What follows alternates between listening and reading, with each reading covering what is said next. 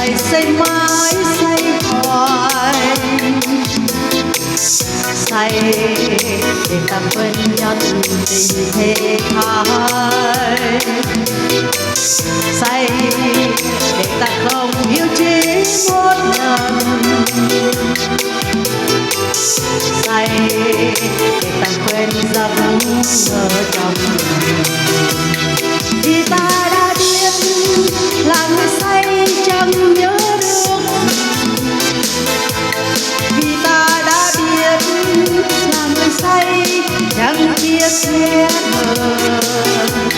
vì ta đã biết là người say không thù không nên khi say trong men cay ta quên bao đau thương việc say mà thôi, say để ta quên luôn cả nhân tình, say để ta quên tình đời đen trắng, say để ta quên đi vết thương lòng, say để ta quên giấc mơ tan vòng, vì ta đã biết là người say chẳng biết đau buồn, vì ta đã biết là người say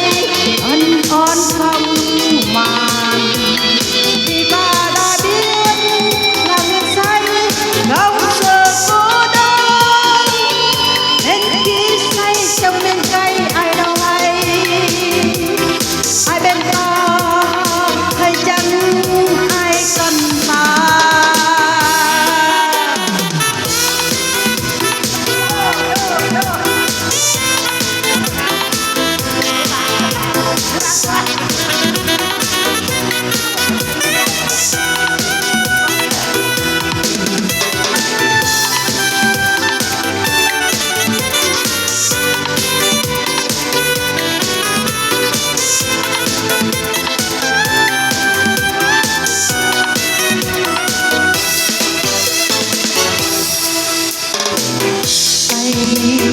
Để ta say say mãi say hoài, say để ta quên nhân tình thuê thái,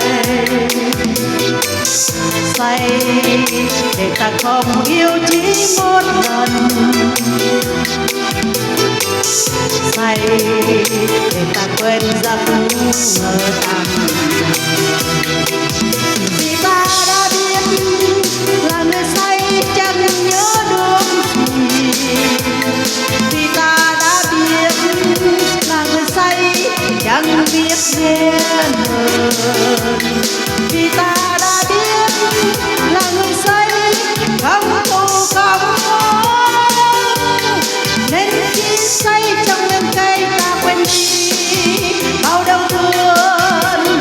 chỉ việc say mà thôi, say để ta quên luôn cả nhân tình, say để ta quên tình đời đen trắng, say để ta quên đi vết thương lòng, say để ta quên giấc mơ tan vòng, vì ta đã biết là người say chẳng biết đau buồn, vì ta đã biết là người say ân oán không màn.